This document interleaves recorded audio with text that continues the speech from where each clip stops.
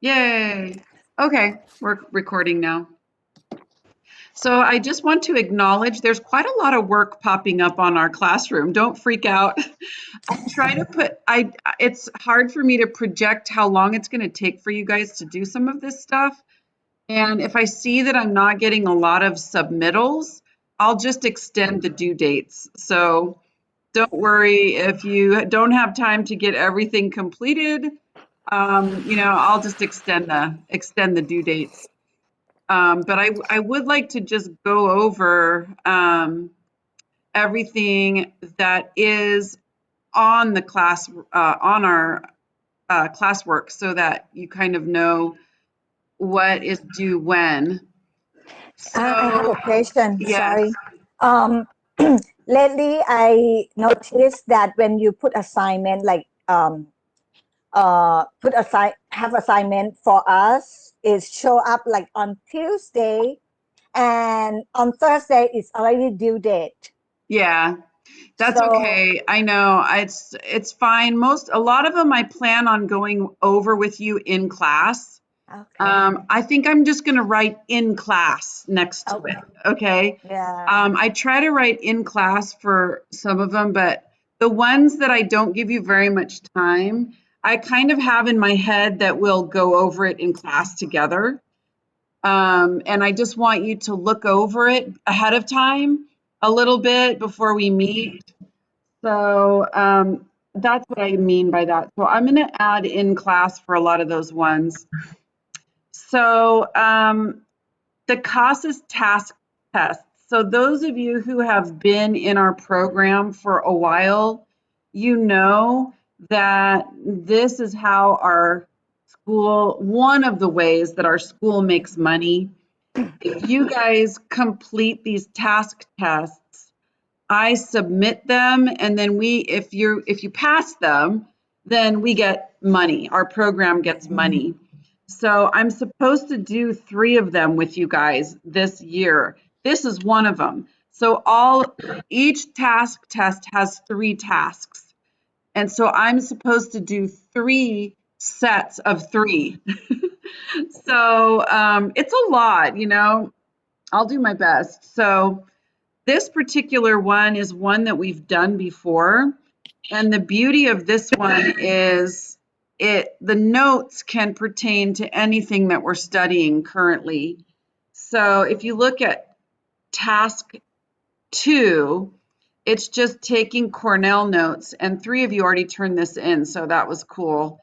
You're just taking Cornell notes, and I chose some anecdotes about Lincoln because it coincided with our unit about President Lincoln. So, actually, I shouldn't have opened the blank one. I should have. Okay, so these are the actual anecdotes that I posted. There's so many. And this is from the Library of Congress, and they have all of this whole collection of anecdotes about Lincoln, which is pretty cool. So I told just choose 3 to 5 of them and then write about them in the Cornell notes. So today, later, I'm going to have you guys, the ones that you chose, I'm going to have you tell them to the rest of the class. So, but if you turn this in, that's task number 2 completed. Basically, if you complete it, you pass it. So, because you guys are in Bridge, and so for the most part, your English writing is good enough to understand. So, your number of mistakes does not impede the meaning of your writing. So, yeah, basically, if you do it, you pass it, is what it amounts to. Now, for the younger, ha ha ha, not younger. For the lower levels, it's different for them because they might not pass. They might not be able to write in English well enough to pass it, because the teacher can't even understand what they're saying, right? But for you guys, that doesn't apply. So basically, if you complete the task, you pass it. And I just need a record that you did it. So I have this one, 3 people turned it in, and I'll show you what it looks like. Everybody did something different, which is totally fine because that's the deal with Cornell notes. Everybody is going to take notes in a different fashion. So if we look, if we click on Betty's,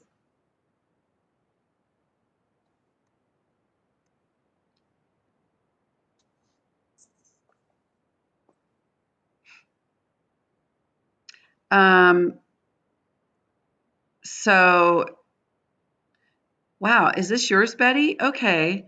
So I thought this was Vamsi's when I first read it. So this is Betty's. Betty decided to do 3 stories.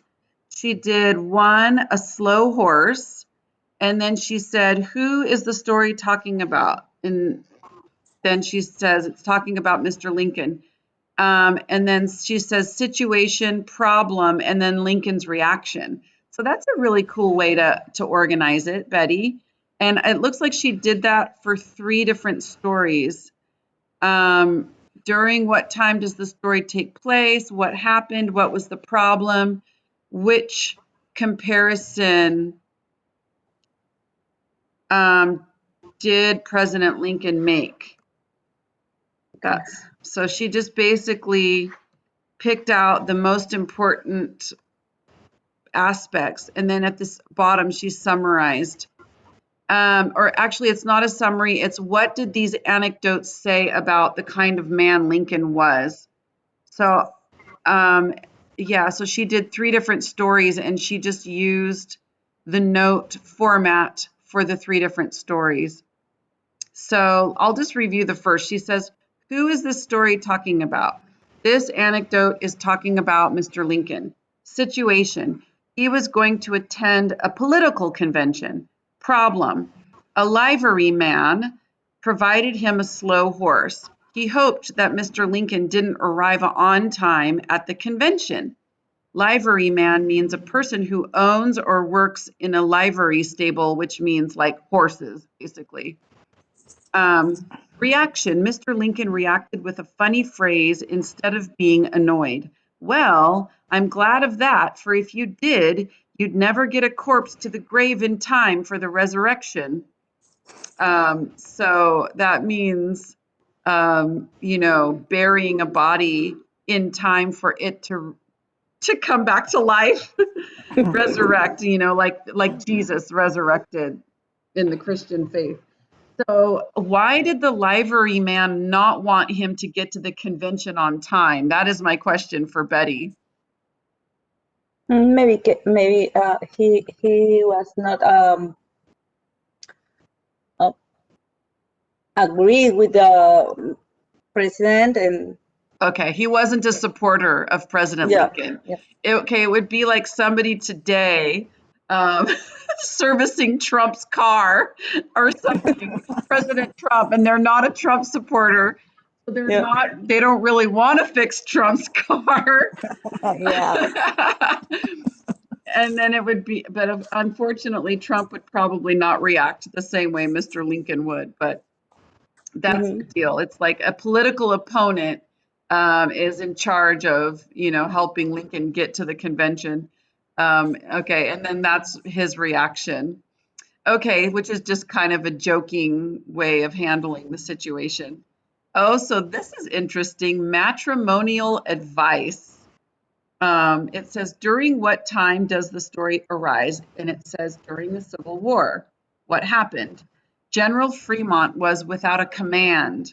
President Lincoln was discussing Fremont's case with George Julian. So what do you mean Fremont's case? You mean Fremont's case to take command? About the General Primus was without a command, and they were discussing that because they were thinking where they will do with the general, where they what job or what he will do. What Fremont will do? What will his job be? Mm-hmm. Is that right? Yeah, they were Yes. discussing his case for his command, right? Yeah. Mm-hmm. For which command he would take. Mm-hmm. there. The problem was that President Lincoln didn't know where to place him. The situation reminded President Lincoln of the old man who advises his son to take a wife, to which the young man responded, "All right, whose wife shall I take?"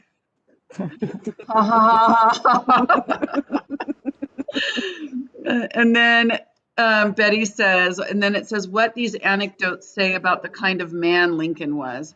President Lincoln used his experiences to make decisions, always demonstrating his excellent, and you say humor sense, and Yeah. the expression we use in English is sense of humor. Okay. Yeah, so you would just say sense of humor instead of humor sense. Okay. I don't have this on correcting, so I'm literally just correcting it for you right now. Okay, that's cool. So let's see how, so that's how Betty did it. Let's see how the next person who turned it in, Slajana. Let's see how Slajana did this. So Slajana just chose to put the title of the anecdote on the left and the actual anecdote on the right. She just basically summarized it. So story topic, a slow horse. Oh, she chose the same one you did, Betty.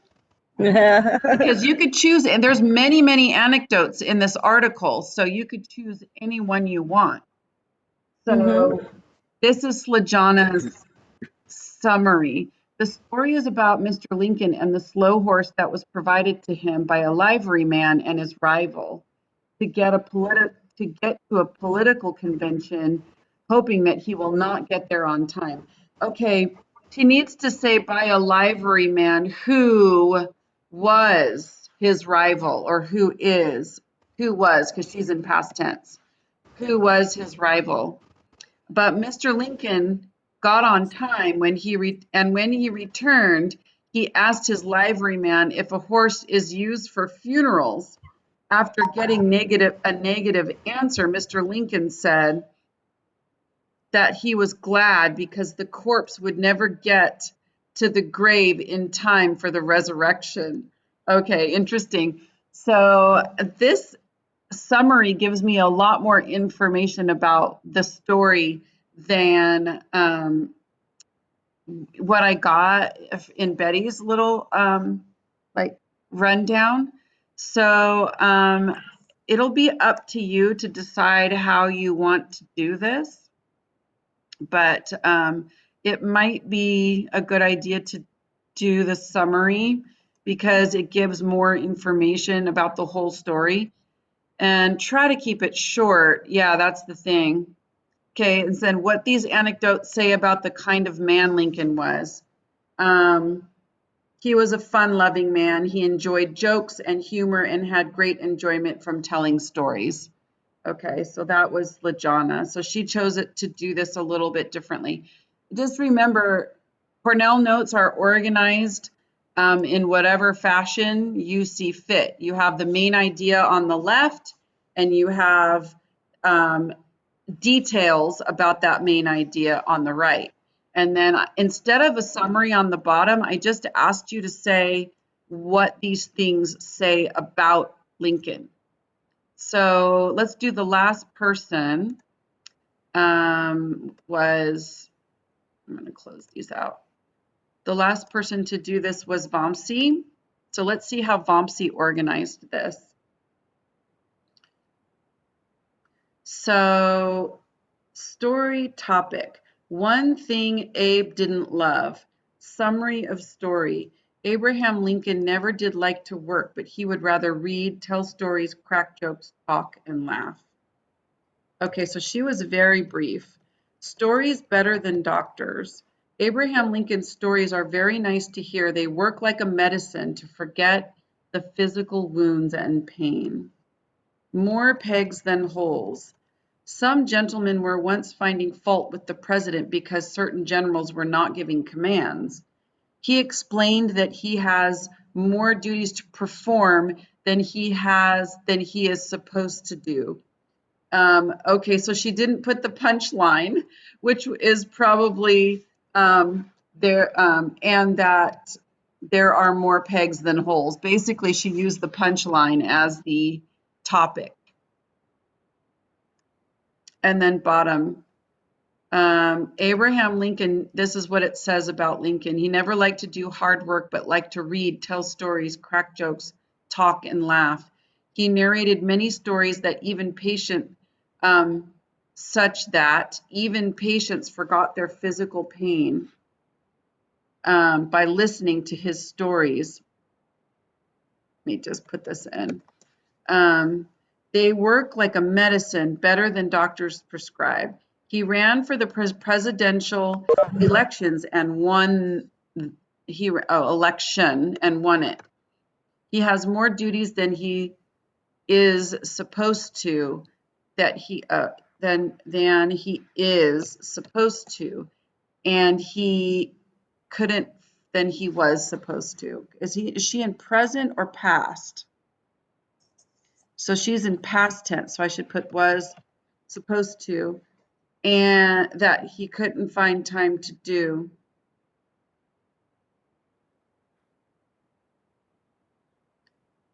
That he couldn't find time to give commands to certain generals. Okay. All right. So you can see every single person did this differently. So this is going to be up to you how you organize your Cornell notes. And if I understand like the anecdote, like what was the point of the anecdote, that's the main thing. I need to understand like what was the anecdote in general and what was the point of the anecdote. Okay, so that's basically it for this. So I think, let me see what date I put on this one for turning in instructions, because I can extend it. I say, okay, it was due today, so I'll just make it due next week. So let me edit this, and I'll make this due on Thursday next week. Save, for those of you who haven't done it. Okay, so the other two tasks, so you have to complete all three of them in order for our agency to get the money. So if you only just do one, it makes it so you don't pass. So you have to complete all three of these. So let's go back and I'll give you an overview of what the other two are. And remember, I'm just going to keep extending the due date if you don't have time to get to them. I mean, obviously, I need them by March or something like that.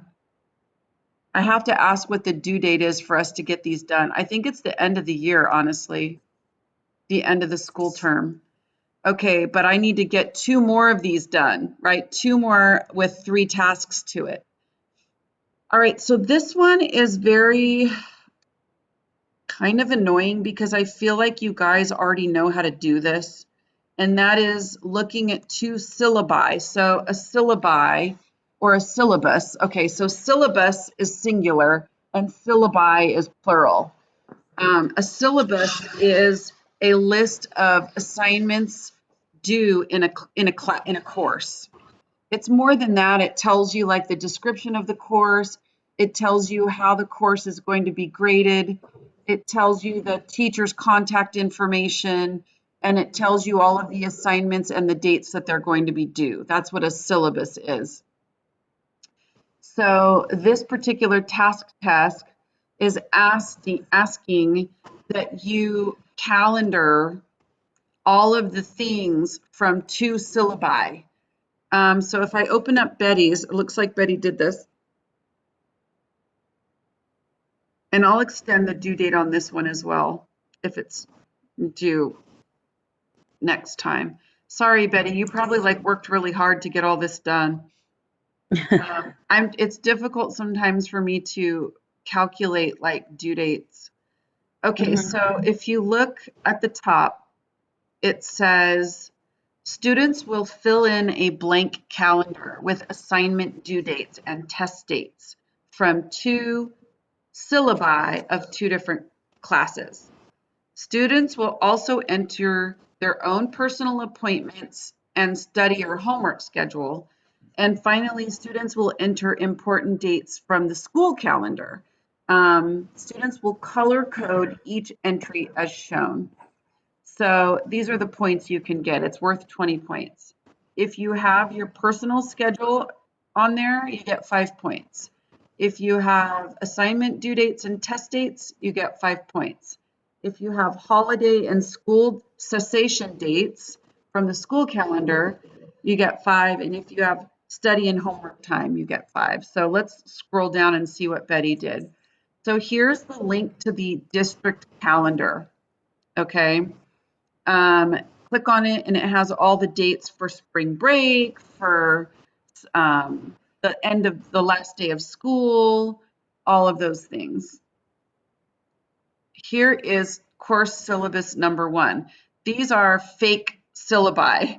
Okay, so it's not a real syllabus, but basically it has, you know, the name of the teacher, the name of the course, the dates that the course will be in effect, the days that it meets, and the times that it meets, and then it has how the course will be graded here. And then below it has every month and what is due for the course. So if you look here, this one has homework, in-class work, and a unit test. Oh, this needs to move down. Okay, so let's look what Betty did.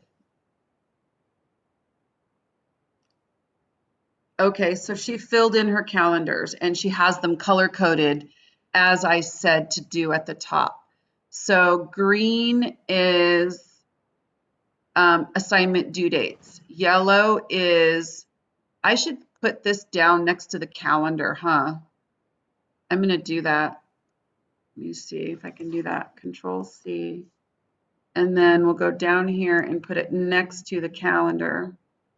Actually, it won't change it for all you guys, but you could do this. You could bring this down so you don't forget which color is which. And she went to 2 syllabi and she added the coursework for both syllabi. So if you look here, she has first day of bridge, Jamie Little. Then she has ESL bridge, 10:30 to 12:30, in-class work, grammar, phonics, writing, homework, read story 1, vocabulary, sentences. So that was good. You had your like class time. So she just did that for every Thursday. And then she has in yellow, she has her personal appointments. So if you look, she has physical exam, gym, groceries. So those are the things that she has to do in her personal life. Then in the lighter blue, she has, this is from the school calendar. So there shouldn't be that many of those. So look, here's President's Day. So we don't meet on President's Day. Here's probably the last thing will be spring break. I didn't put a spring break because it was just during the days with some classes, and I said, no, why? What about my classes? Okay, you're right. I scheduled classes during spring break. That was Yeah. my mistake.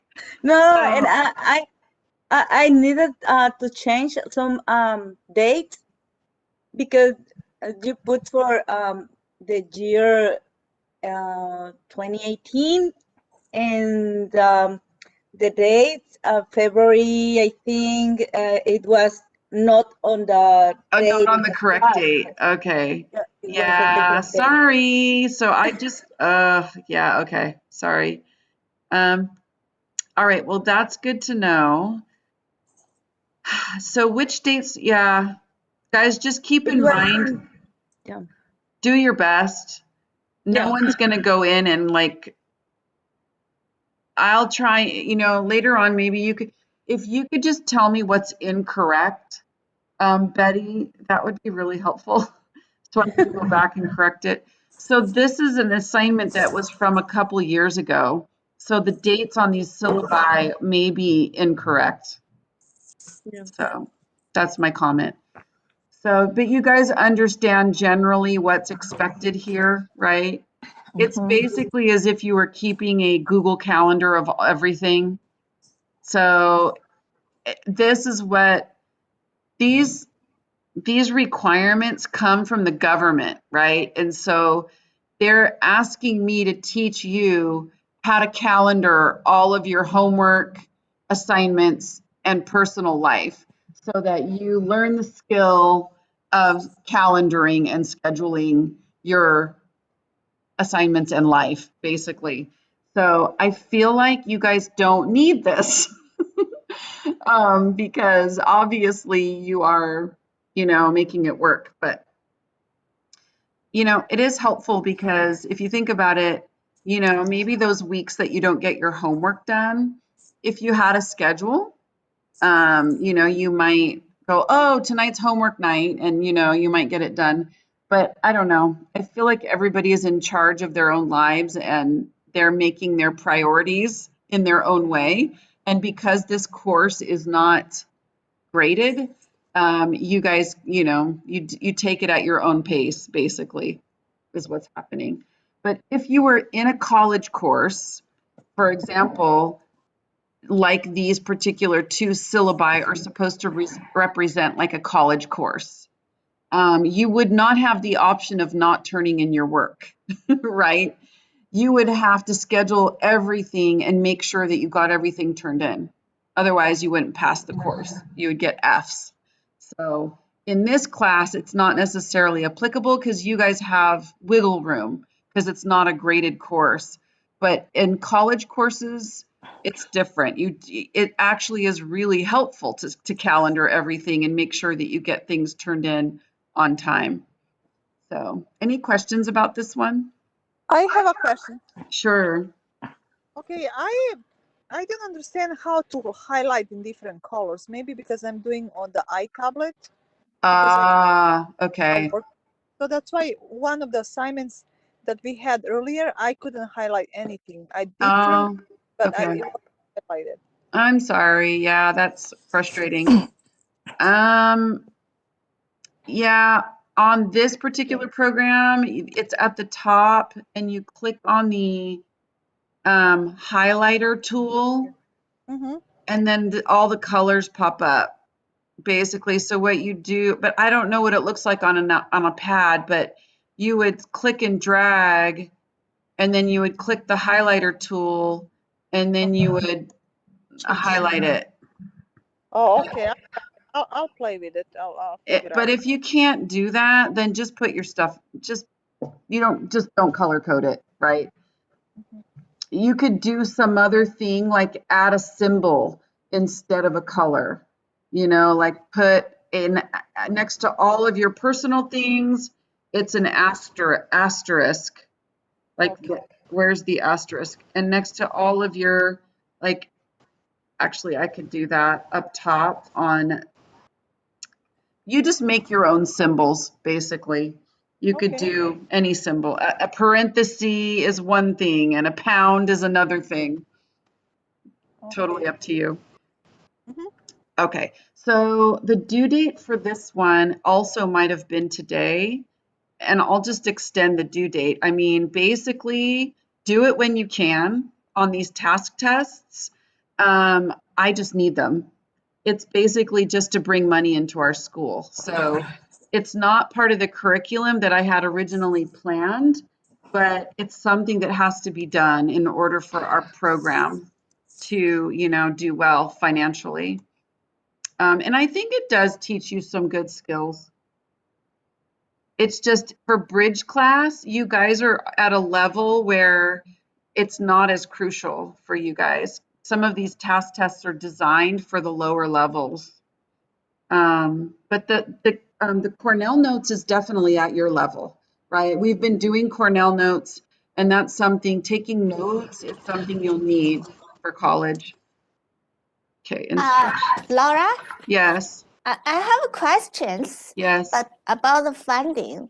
Last time I did a bad score. I did bad in the last test I told you, but that one is for Livermore.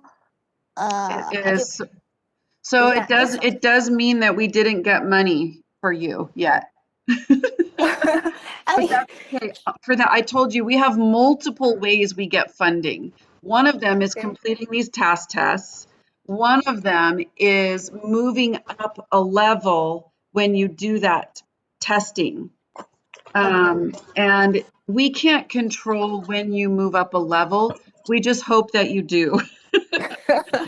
So yeah, that's all I have. And it gets the higher up that you get in our program, the harder it is to move up a level because you guys have made lots of progress from beginning to advanced.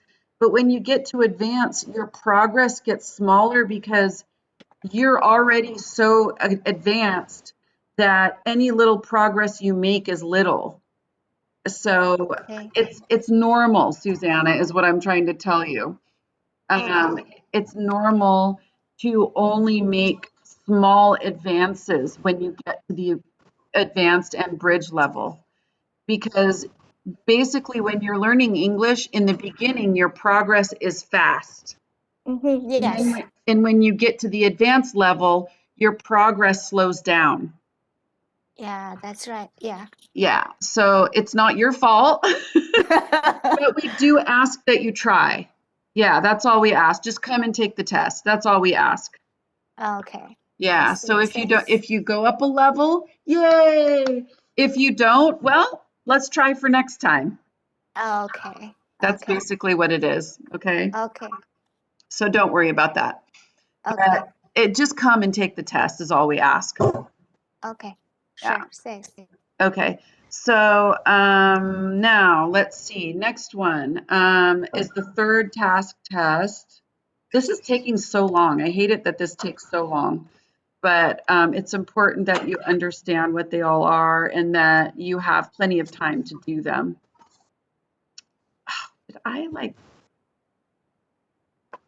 click out of my classroom? So the third one was, let me see.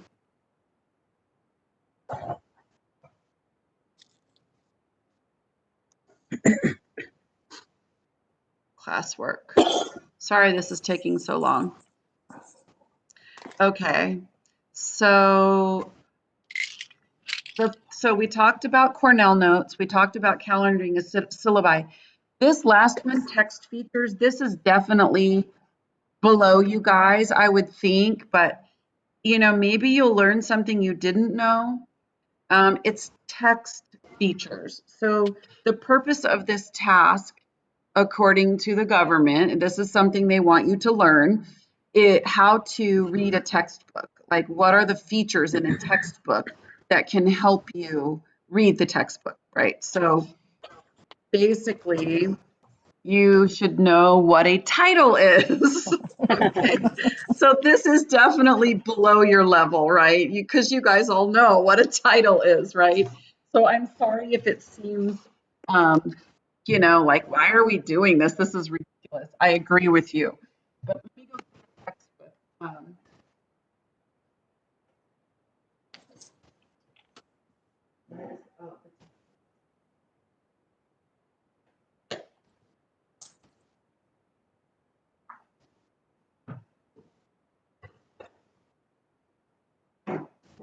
Okay, so here's the textbook. You're going to use this to do this assignment, okay? So basically, for the assignment, if you scroll down, it has the word title. And you're going to be asked to find a title and put the page number of that title, and then write what the title is. That's the test. It's so easy. You can get this done in like 15 minutes, right? So if we go to like, yeah, it's ridiculous. So, okay, look, here is page 19.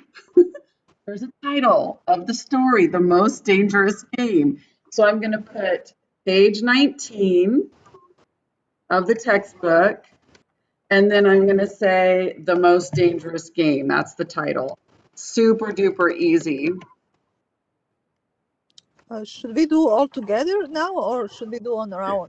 You guys want to do it now? Let's just get it done. You can all turn it in. Yeah, open it up. Let's do it together. Mhm. So Okay. you don't have to do, basically though, everybody should be different, right? So if I put page 19, The Most Dangerous Game, you need to find some other title, because if it's all the same, it's going to look suspicious, right? We want everybody to do it themselves. So go, you all have your books with you? I have to go get it. Hold on a second. We have the scan one, yeah. Yeah, you need this one. Oh, It's the big fat one. oh, can we So- use the scan one you sent to us? Oh, that I don't have that online. This is the big textbook. You guys have this one? Yes. I believe don't so. have this one. Okay. But can I use the one you sent to me? I mean, Yeah, I guess so. It would just be, yeah, we could try that one too. Let me look at that one and look at it. I think so. I don't think it has all of the things in it that are, like, I'm not sure it has an inset or a glossary or a sidebar. It might not have some of these themes. So Susanna, maybe you should just, the ones that I type in, you type in. oh, okay, Yeah. sure. Instead, since you don't have Sure. this textbook, you Yeah. copy me, but everyone else, don't copy me. You find your own, okay? Everyone who Okay. has this textbook. Okay. So, for the title, then Betty, open up the textbook and find a title and write the page number. Okay, So- let me take my book, okay? Okay, so like, look, here's page 524. Here's a title, The Gift of the Magi. It's another story title, right? So,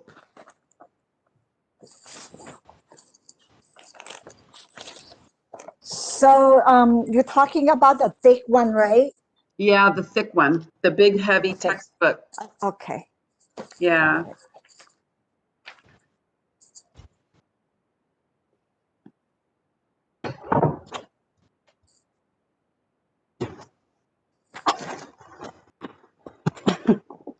Okay.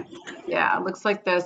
So go ahead and find a title and then write its page number. You're going to have to open up another window, right?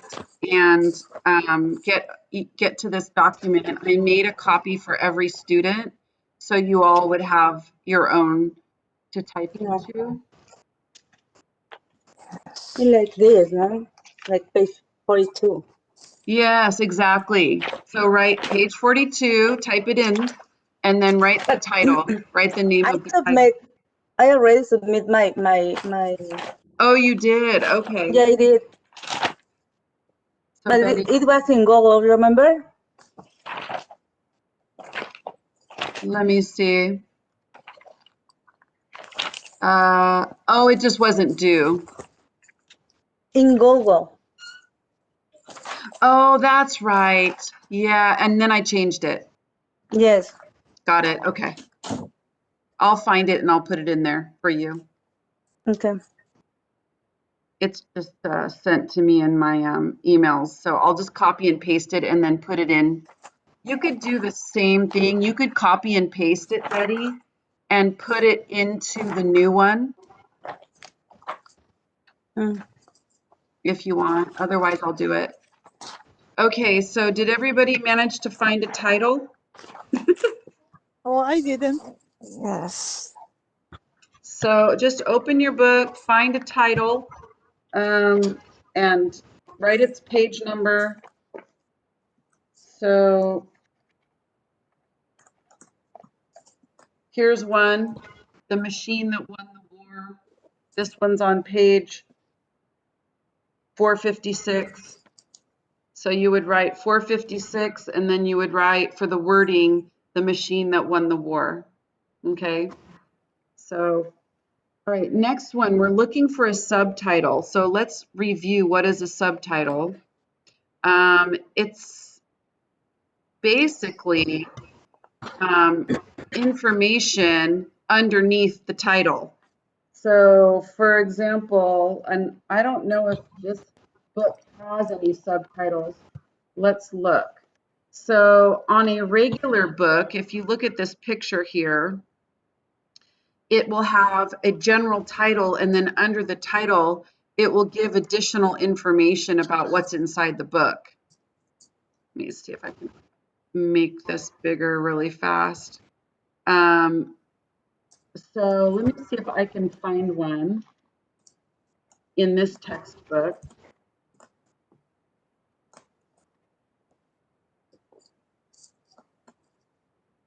What one did you do, Betty? What page? What page was the subtitle on that you did? I don't remember. I don't know how to look my job in Google. Okay, I will. You have to go to Google Documents, Google Docs. Oh, okay. Okay. Let me. Yeah.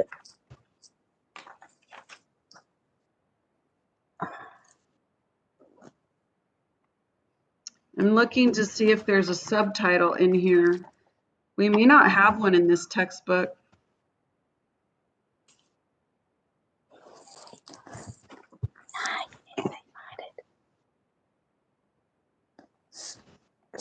So I have the page 316.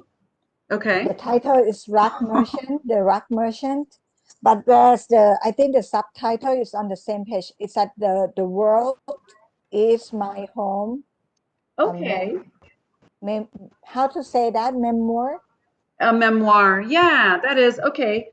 So if you flip to page 316, it says The Rug Merchant. And then Page 1. On page 316, 316. And this is for subtitle. And then she said, it's from The World is My Home, a memoir. So this is a subtitle right here. It's just giving a little bit more information about the title right here. Oh, I put the page 1 exploring the theme. On page one. Okay. Let me look at page 1. Oh, okay. All right. So I think this would qualify, Betty. Yeah, so Betty is saying, look, here's the title, Spine Tinglers. And then over here, it says exploring the theme. So this would be title and this would be subtitle. So I think that qualifies. Okay. Title and subtitle. There's not a lot of subtitles in this book. So, but we can get creative with this one. I'm not finding hardly any subtitles.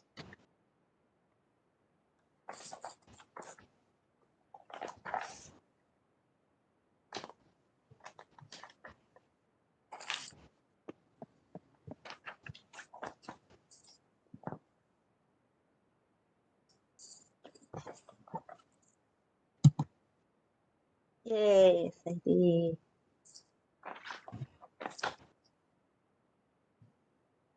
Yeah, I really don't see very many subtitles. Control.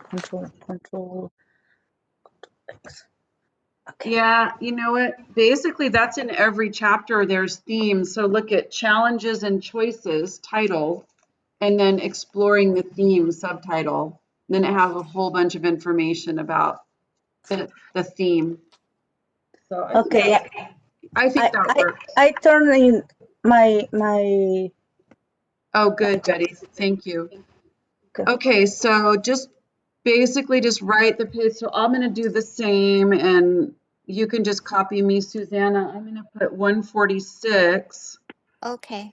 And then I'm going to put exploring the theme. and that's the subtitle. And basically exploring the theme, and then it just talks about the theme. Okay, so contents is super easy. It's going to be the same for everybody. The table of contents is what is in the book and what page it's on. So it's on page VII. It's in Roman numerals, and it has unit by unit. So if you go, it's at the very front of the book. Oh, they even have contents in brief. So they have like contents in brief, and then they have, you know, more specific contents by unit. This is on VI, and then they have more detailed table of contents, VII. So it could be either one. You could do the contents in brief, VI, or you could do the full table of contents, VII. All right, so it's either going to be VI or VII. And then the first one is contents in brief. And then the next one is theme time, unit 1,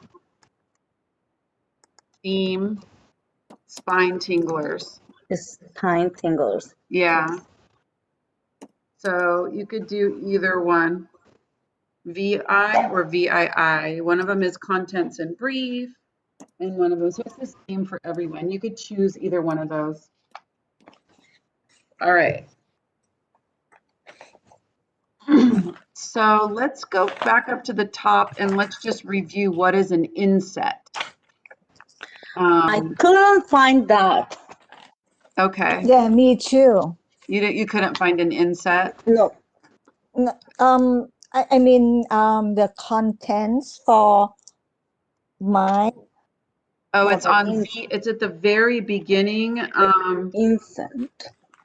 It's VI.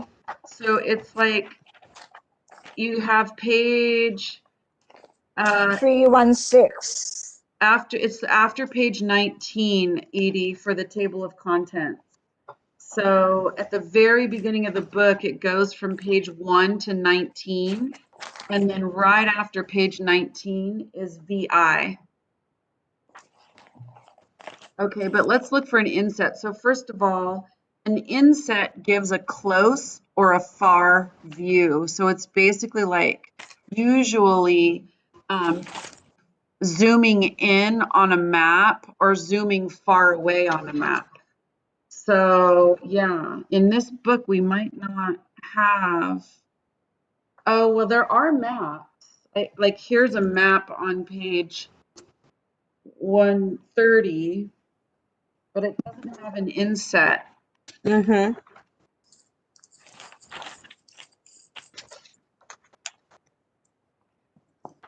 There might not be an inset in this book.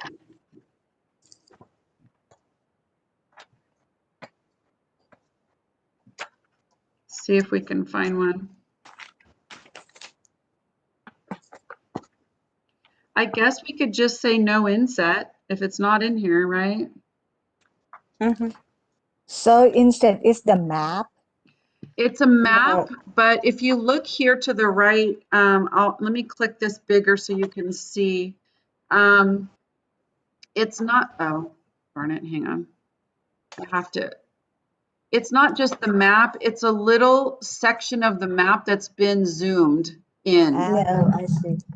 Yeah. If we have the map. Yeah, it's like you get the map, but then you want to look closer at a city. Closer view. So then it will I give you a see. closer view of a city. And that's what the inset is. Or it'll give you, like, say the map is really close up, but you want to see where in the world it is. It might give you a faraway view. It might show you like a picture of the globe and where that thing is located on the planet. So if you guys find one, let me know. Yes. So you said just the globe, it's not the It's, inset, right? yeah, the inset is just it's like a smaller picture that shows a close-up view or a faraway view. Okay.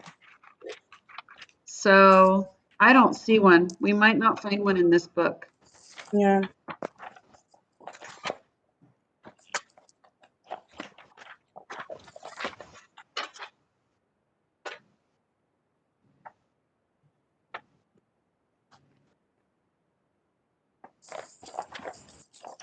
Okay, wait, I found something. If you look on page 877, 877, you can see that it's giving information on how to revise a letter, a persuasive letter, and it has a little inset. It's showing where the revision could go. So I would call that an inset. Page 877. Mm. We could all do the same one since there's hardly any ones. Do you guys see 877, that little blue box? And it's pointing to where it should go in the essay. Mm-hmm. Page 877. So that would be an inset. Oh. See, it's like showing a close-up view of what needs to go in that little tiny space. Mm-hmm. So we're going to say page 877, and then we'll just write what it says. They each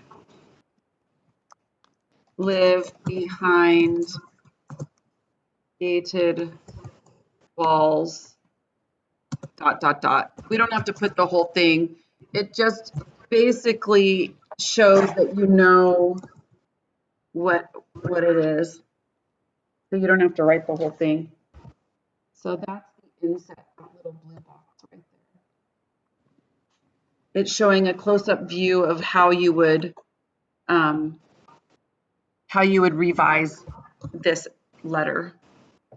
Okay. Since they can't actually fit it in, they're just doing a little inset to show you what would go there if you had enough room. Okay, so the next thing, index. This is going to be at the very end of the book. It looks like this, and it's basically a list of keywords and their page numbers. So say, for example, you wanted to find inside the book information on a particular topic, you would go to the index to find out where in the book it is. So let's go to index. So this is something maybe you guys didn't know about, but for example, say I wanted to look up something on, first of all, let me find the index. That's the glossary. This book should have an index. Yeah, it's page 33. R33. R33. Okay. Yep, there it is. R33. So say you wanted to look up information, like you wanted to look up an author, like Edgar Allan Poe. Then you would go to P and look for Poe, and there it has every single page in the whole book that you would find information either by or about Edgar Allan Poe. So it's a way to find every place in the whole book that mentions the particular topic you're interested in. So yeah, it's the same for everyone. It's R33 for this one. So I guess, LaJana, you were right. It was good that we did this together because many of the things are the same. R33, and then you're just going to write index of authors and titles.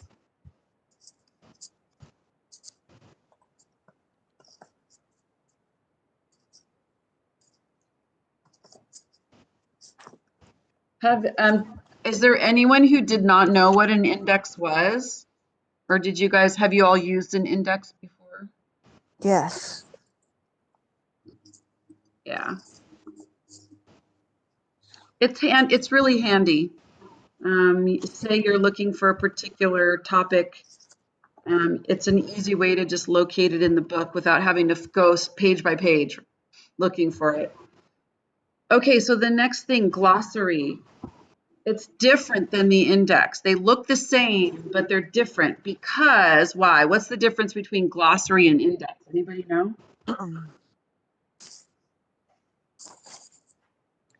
The glossary gives something that the index doesn't. The glossary give us definitions. Yeah, Words. the glossary gives us definitions of words. Exactly. So if you don't know what a particular word means, you can flip to the glossary and look it up. You could look up the definition. So it's not like a dictionary. It's only going to have words that pertain to the stories in this particular book. Okay, so does anybody know where the glossary is? Let's find it. R3.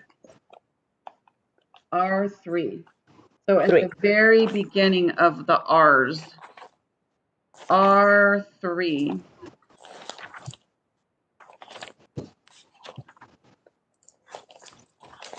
Okay, there's the glossary. Yep. So it's just in alphabetical order. So if, say, you were reading along and you found the word dogma in the essay and it wasn't defined, you could flip to the back and look up the word dogma and it under D in the glossary, and it would tell you the definition: firmly held beliefs or doctrines. Okay, so it's almost like a little dictionary, basically. So we're going to put R3, and then we're going to write glossary. That's it. Verting from the text, it's the glossary. That's all they have. Okay, sidebar. So this book is filled with sidebars. You're going to have lots of choices for sidebar. So if you go all the way to the top, and we can look at what a sidebar is. It gives extra knowledge of the text. So it's just a little box on the side, and it tells more information about something that came up in the text. So let me know if you guys find a sidebar. This book has tons of sidebars.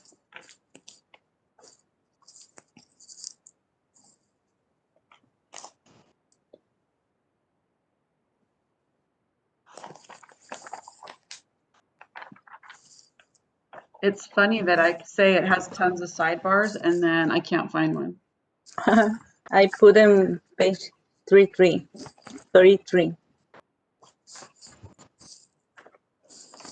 So there's another one, 327. I don't know. 327. Okay. Is it the sidebar? Let me look. 327. Yeah. And it tells about the author, Alice Walker. Yeah. For sure. So I have a question. When we do all of this, it's not relevant to the title that we pick, right? No. Okay. No, so because it's I just go along with the title that I pick, so it's like a little bit hard. no, you don't have to do that. Okay. Yeah, don't worry about that. Yeah, definitely on 327, there's a sidebar about the author of that poem. That's definitely a sidebar. Yeah, they do that a lot throughout the book. They have sidebars about authors. Let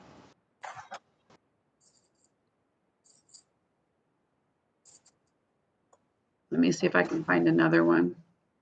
In 638 is another one. 638.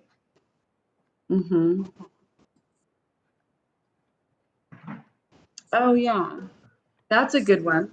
638. Good job, Betty. Mhm. On page 638, I'm just going to type this one because I'm sure you guys will find more, but we got to do at least one. It has literature in context and it tells about plate tectonics. So in this particular story, it was talking about this scientific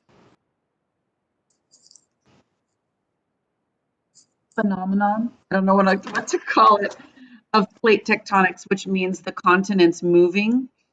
Mhm. So let's just put over the side plate tectonics.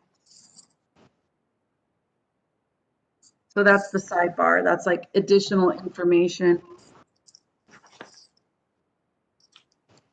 This was probably a non-fictional text. Single Mhm. room Earth view, Sally Ride. So I think this is a non-fictional text, and therefore there's information that is factual in this particular article. So they wanted to give you information about plate tectonics. Okay, let's go to the next one, a graph. If you scroll up to the top, this is what graphs look like. You can get a pie chart, you can do a bar graph. There's different, it basically is representing data in a picture form or in a chart. So there's definitely got to be a graph in here somewhere.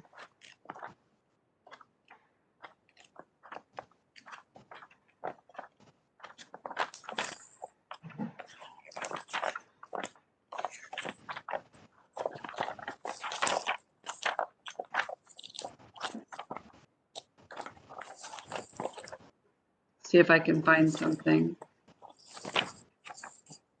What did you put, Betty, for this one? 481. 481? Mhm. Okay.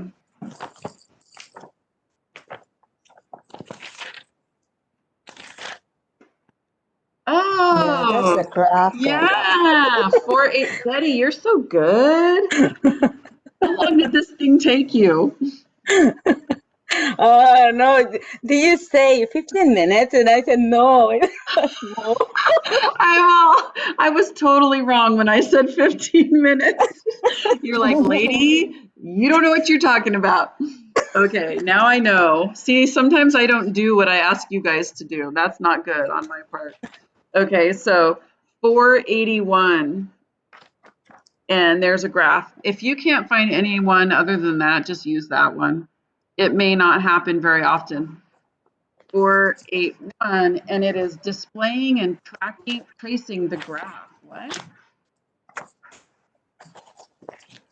That's weird that they call it displaying and tracing the graph, but okay.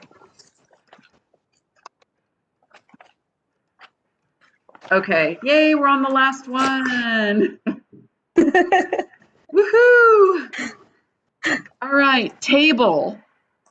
What is a table? Let's go back up and look. It is basically a grid of information. We use tables all the time for our assignments because I'm like the queen of the table. So it's basically just like a grid. It's where you type information. And usually there are titles or caption titles or column titles and then information. So let's see if we can find a table in the text. 143. 143. Yeah, there's a table. It's a rubric for self-assessment. Evaluate your autobiographical narrative using the following criteria and rating scale. So 143, everybody, if you flip to 143 at the bottom, it is the rubric for self-assessment. Did anybody else find something different? It's 3942.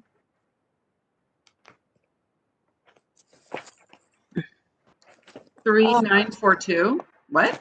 Yeah. 394, sorry. It's the same. This is the analyzing text structure. 942, 394, sorry. 394.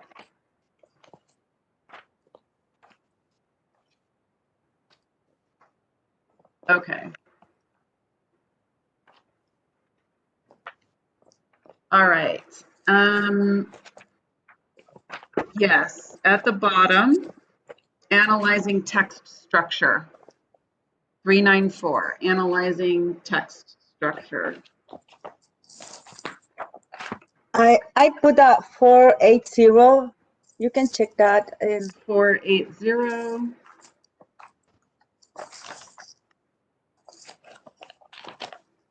Yeah, exactly.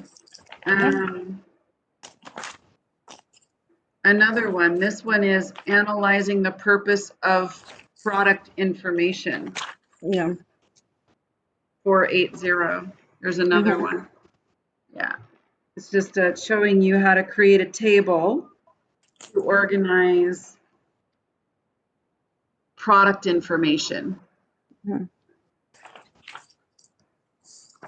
All stuff that you guys already know, but now you are turning it in, and this will, if you get all 3 of these task tests completed, we get our program we will get funding because you passed all 3. So when you're finished filling this in, just turn it in. That's it. Pretty, I suppose it was easy to do, but not, it was time consuming. It was easy, but it was time consuming. Yeah. Okay, I appreciate you guys doing that.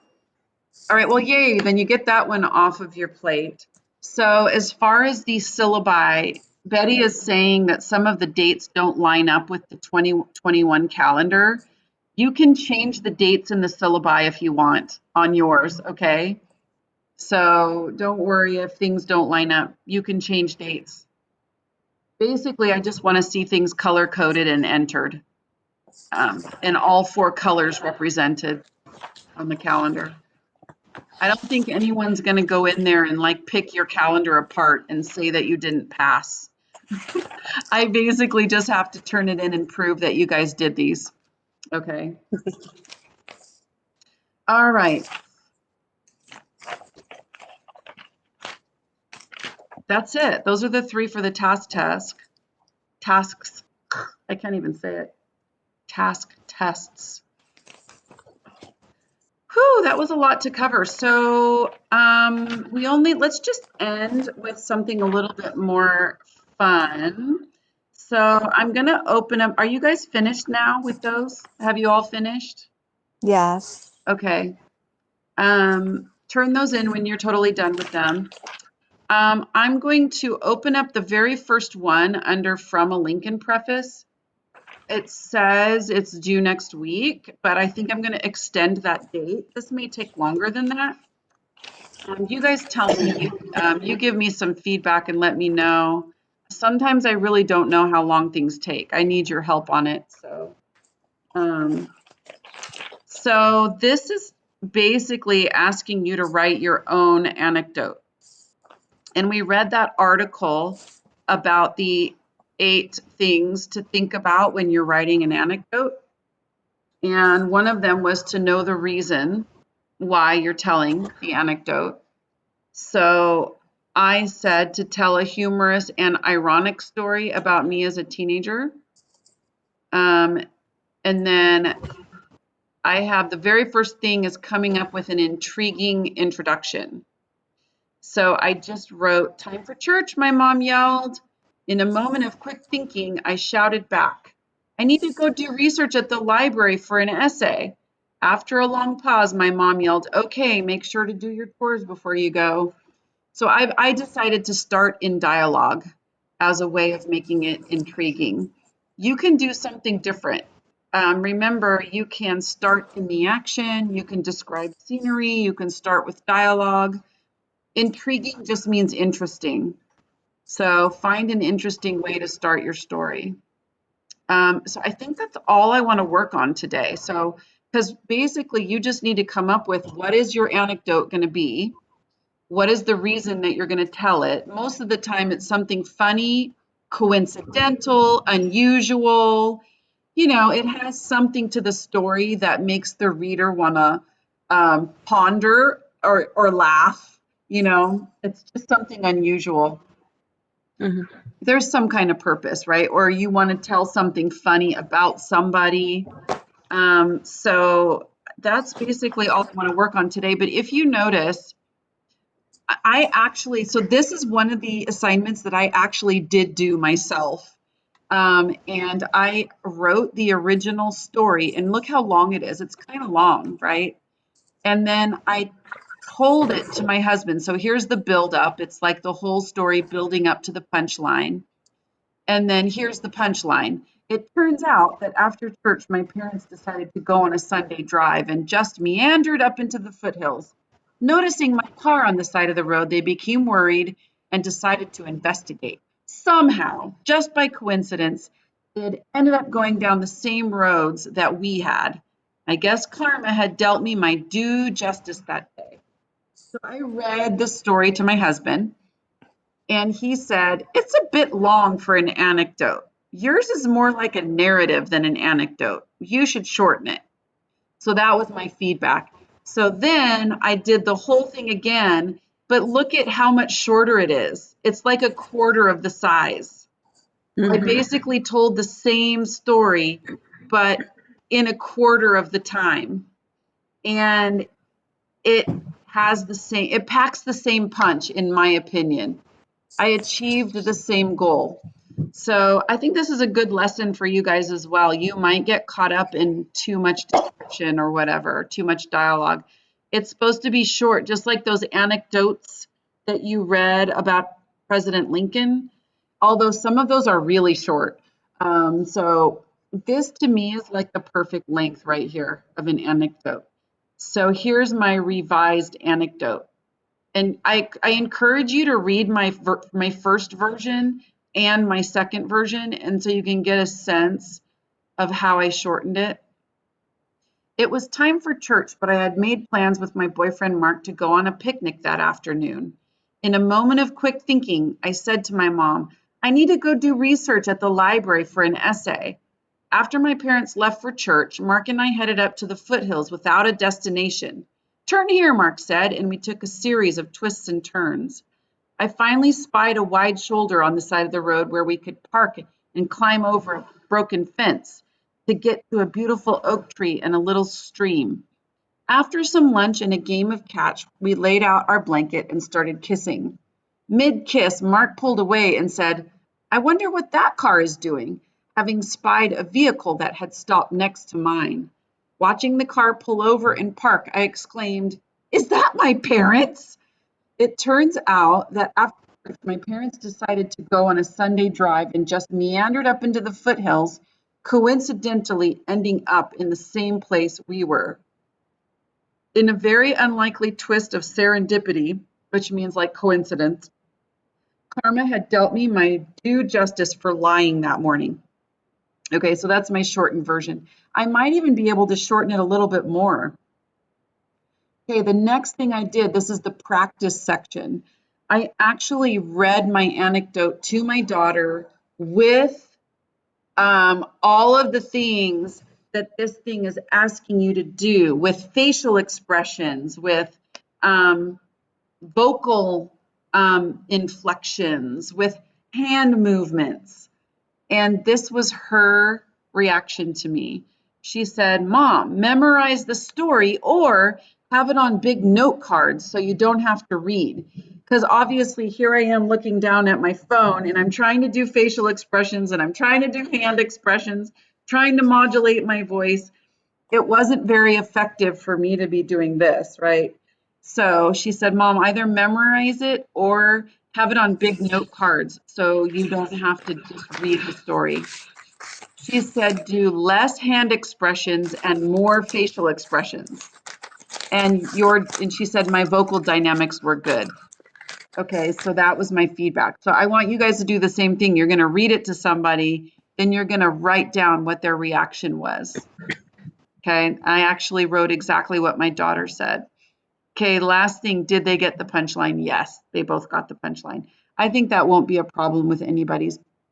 Okay, so right now, all I want you guys to do, open up this document. It's in classwork, and it is the very first one. It's the most recent assignment. 2 people already did this. So it was Edie and Susanna. So maybe I'll have Susanna read hers and Edie read hers. You guys, go ahead, get your documents open right now. I'm going to go use the restroom.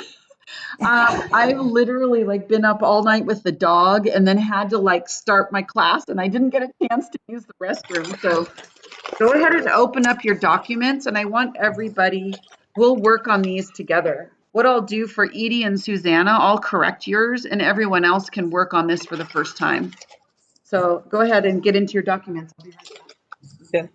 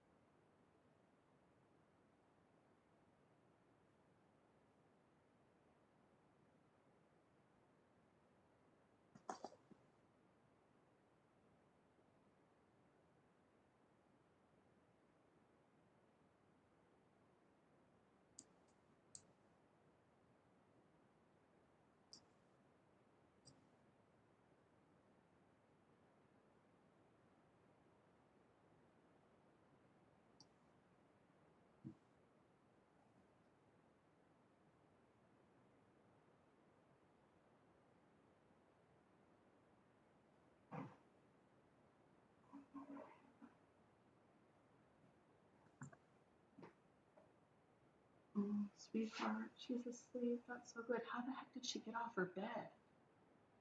This is what happens like a bunch of times.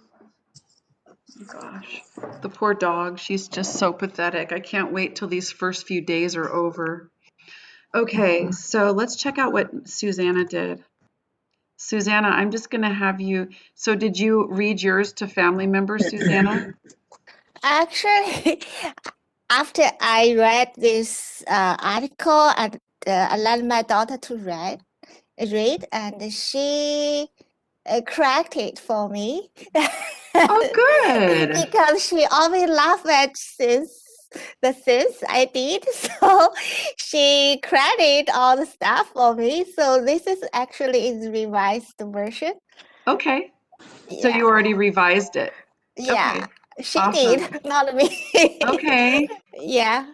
Okay, so I'm going to have you read this, Susanna. Okay. So, what's the reason?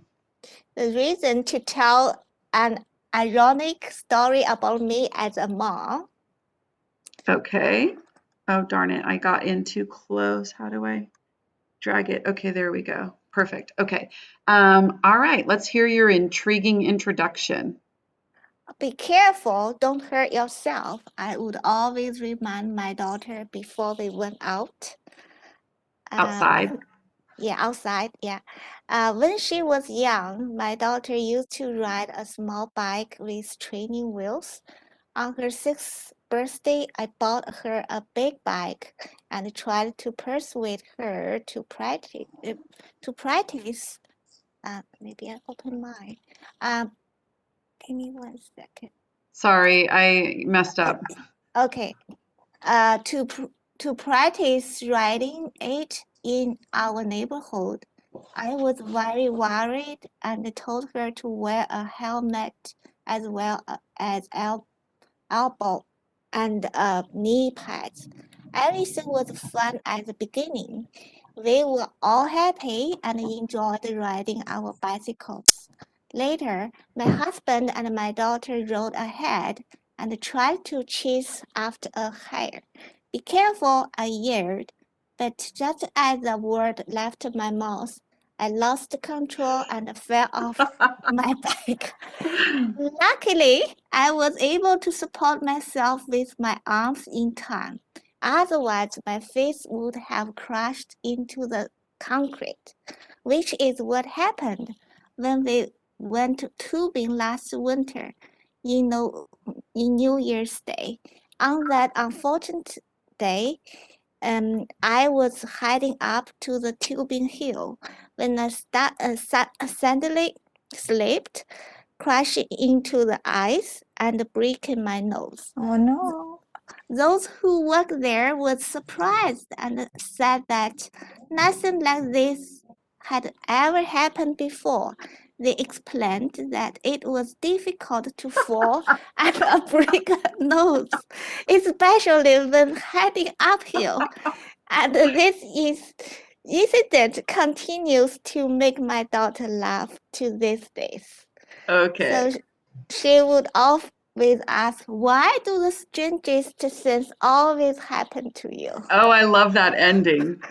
Okay, so let's see. Oh, and then you just didn't fill out the rest. Okay, so guess what? Yeah. We're going to give you stuff to fill out. So Okay.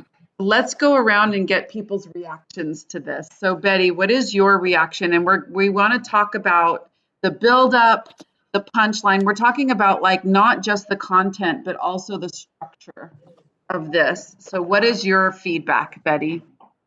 It was a so funny story because I can imagine her like telling to her daughter to be careful, and then she fall down. And okay, yeah, sometimes it happens. How about you, It's funny. Edie? I think I like the punchline. It's a good punchline. Yeah, Yeah. it's very good punchline. I definitely like your punchline. What do you think, Issa? I'm not sure Issa's there. How about you, Slajana? Your mute is on. There you go. Okay, it's funny story. It's Okay. how she's worrying about her daughter, and then it happens to her. Yeah. So my comment, Susanna, you have two stories here. Yes. So, and I can't decide if we should break them apart and make it two anecdotes or if we need to combine them in a, yeah. Like I honestly feel like the punchline for the first anecdote is right here. Be careful, I yelled. Just as the words left my mouth, I lost control and fell off my bike. To me, that's the end of the first anecdote. Mhm. And that's the punchline right there. Be careful. Just as the words left my mouth, I lost control and fell off my bike. You could add one thing right there, like, you know, I don't know. I didn't follow my own advice or something like that.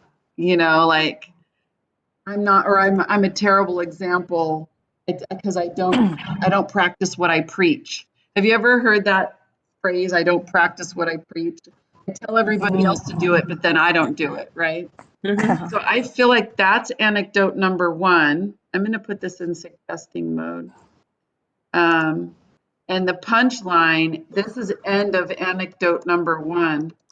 Mhm. And then do you have a second anecdote? You basically told two anecdotes. Yes. Yeah, and then I realized that the punchline for the second one indicates that you have more than one thing because it says, why do the strangest things always happen to you? So it's almost like you need to have two incidences for the second anecdote. But I still think what do you guys think? Let's get everybody else's opinion. Do you think she should break it up into two anecdotes? Actually, what I think is link. So maybe it can combine to one anecdote. I mean, they have two, but it's the story is linked together. Somehow link it together. Yeah. Because your transition from one to the other is it's abrupt, basically. Right. Right. Yeah, so I don't know, Susanna, either make two anecdotes or make a better transition. Maybe even put something at the beginning. When she was young, my daughter, okay, I always would remind my daughter before we went outside, um, advice that I didn't advise that I never follow myself. Mhm. So that indicates that you have multiple times when you don't follow that advice. Be careful, don't hurt yourself. And then if you were to keep it as one, then what I would do is I'm going to get rid of my own suggestion. I'm going to get rid of it. And let's see how we can transition. Be careful, I yelled, just as the words. Luckily, I was able to support my, otherwise my face would have crashed in the concrete. Okay. Oh, and then and she said, which is what happened when I went tubing last winter. Well, how can we make a better transition then, you guys? Hmm.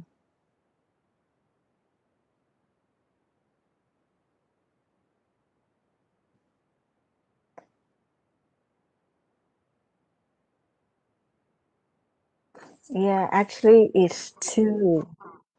Yeah, it's two. Mhm. There too, yeah. Yeah. Okay, so think about that, Susanna. Okay, sure. That's my feedback. Yeah, and so Okay. now what you would do is under family or friends member suggestion, we're your friends. You can consider us your friends.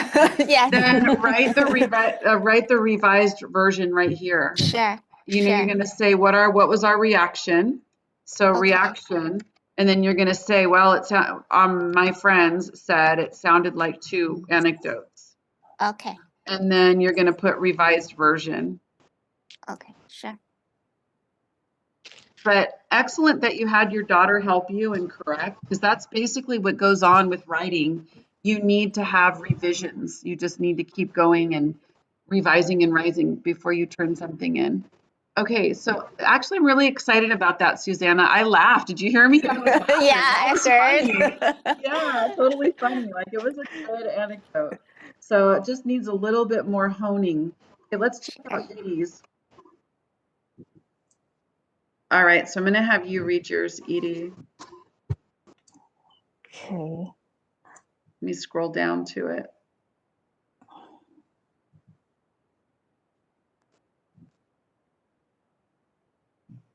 Okay, so Edie says hers is for humor. And can I get, oh, because I haven't gone into the document. Hang on, let me get into it.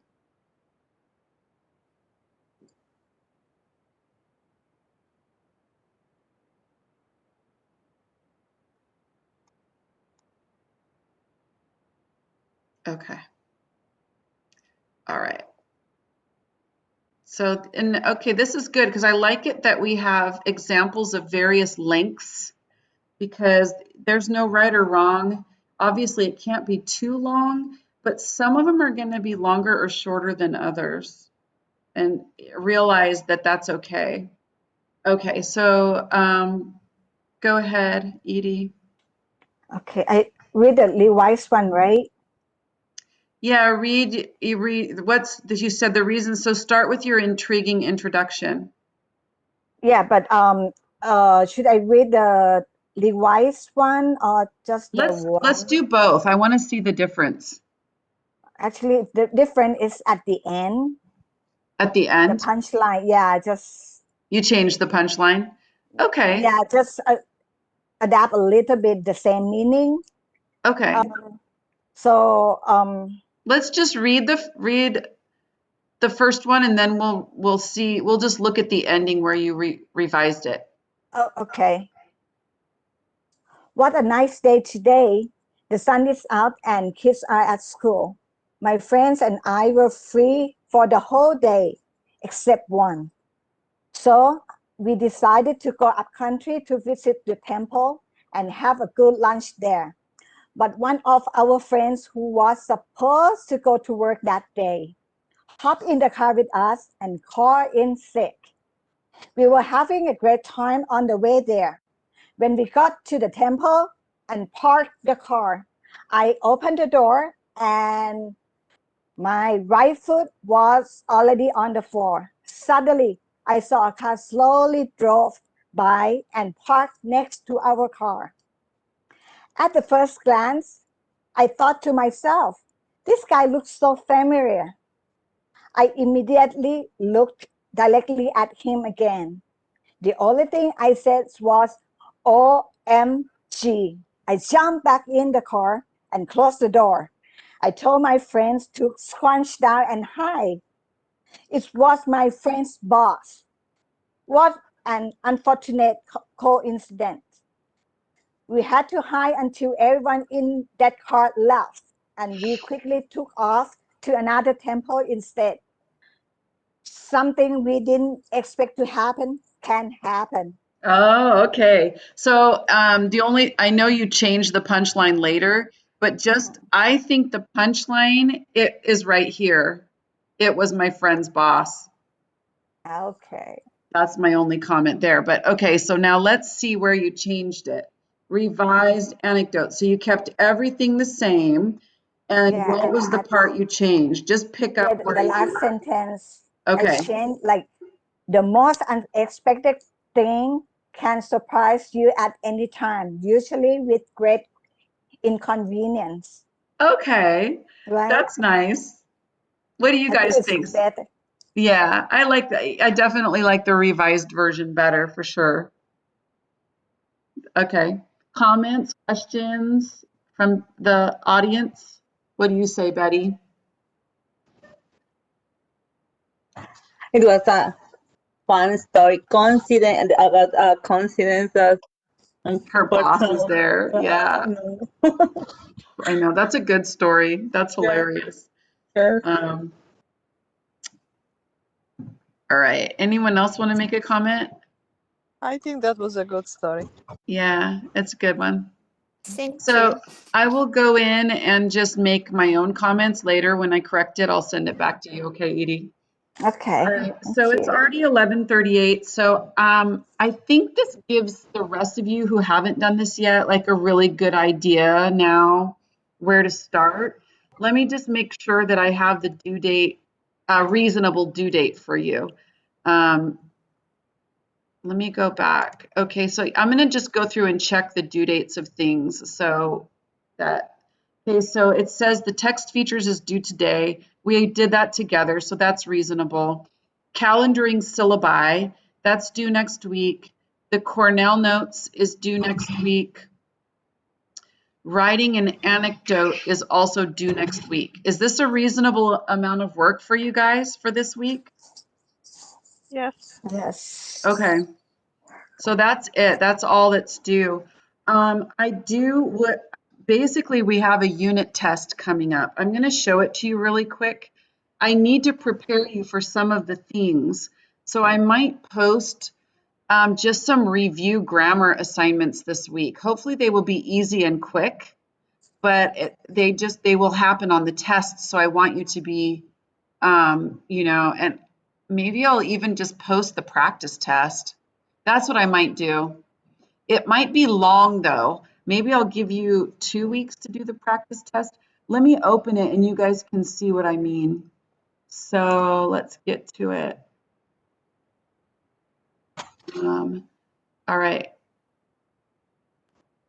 Bridge practice test from a Lincoln, no, we want the one. Yeah, this is the one. Okay. So if you see, the practice test is just like our usual ones. It's covering the vocabulary that you guys wrote sentences for. So we need to review the vocabulary. The next thing is, so the first three sections are all vocabulary. It's matching, fill in the blank, and sentences for the vocabulary. Then the next section is reviewing a, an, and the. So I might do some review of the a, an, and the exercises. So you remember like why we use a, an, or the, and when to or when to not to use it. Then the next thing is phonetics, but this time, instead of just doing the vowel sounds, we are breaking it up into syllables and adding accents. And then the last thing, oh, see, I haven't covered this yet. So this one is changing a word's meaning by adding a different ending. So for example, abolish is a verb, but if you add meant to it, it becomes a noun. So confiscate is a verb. So how would you make confiscate a noun? Confiscation. Yeah, confiscation, right. So it's just talking about word endings. And I have a little worksheet that I'm going to post that helps you with that. It basically tells you all of the possible endings that you can add to words to change their part of speech. So how would you make violate a noun? Violation. Violation, right.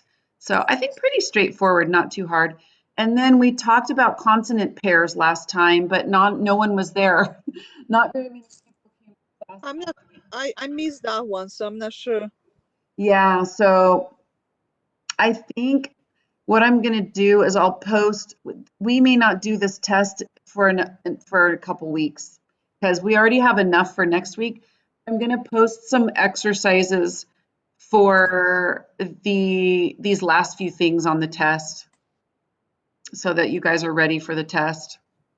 So I'll just be looking for some little short like grammar exercises this next week for a, an, and the, for separating into syllables and accenting the syllables, for adding endings to words, and for the consonant pairs. I might do a worksheet with all of that in one. That's what I'll probably do, all together in one. Okay. All right, guys, that's it. Questions, comments? Thank you for being here. No, everything fine. Okay. Yeah. Bye-bye, guys. Have a Thank good you day. so Thank much. you. Bye. Welcome. Bye, everyone. See you next Thank week. you. See you See you next next week. week. Yes. Grace. Okay.